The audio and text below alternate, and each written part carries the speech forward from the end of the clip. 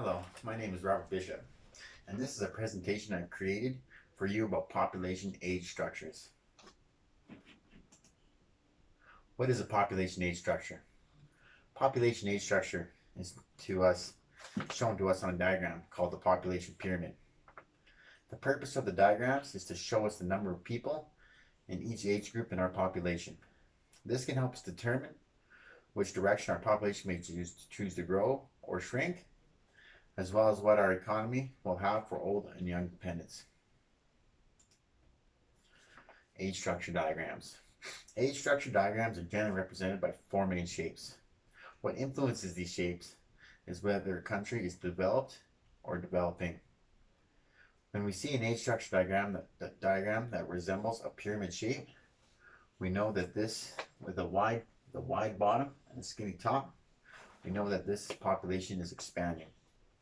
If the age structure appears to be more rectangle in shape, then we can safely assume that the population is not growing or shrinking, but is stable. An upside down pyramid is considered a diminishing population. We can recognize the inverted pyramid by obviously being skinny at the bottom and wider at the top. A slow growth population pyramid is also in the shape of a regular pyramid, but where the sides decrease quickly on a rapid growth population pyramid, they decrease slowly on a slow growth pyramid. The center line separates the males from the females,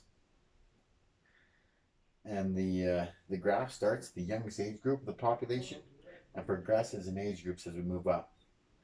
As these other bars move outward, we see the number of people measured in millions.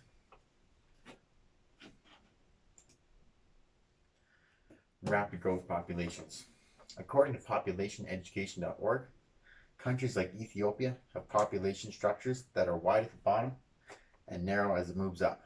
The age structure on the chart. This shows us that Ethiopia has an extremely large proportion of young people. From that, we can go and say that Ethiopia has a rapidly growing population because of the large potential that many of those young children can produce more children in the next few years of their lives. Experts call this a youth bulge and blame high unemployment rates and social problems on it.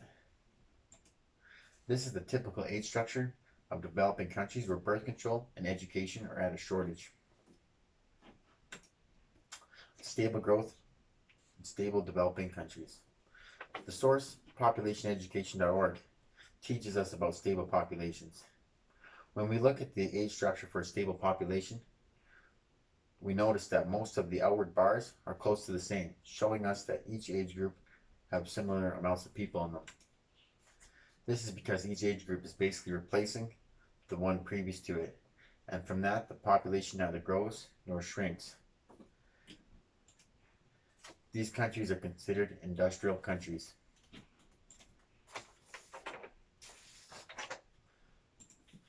Japan is a widely used example of a diminishing population.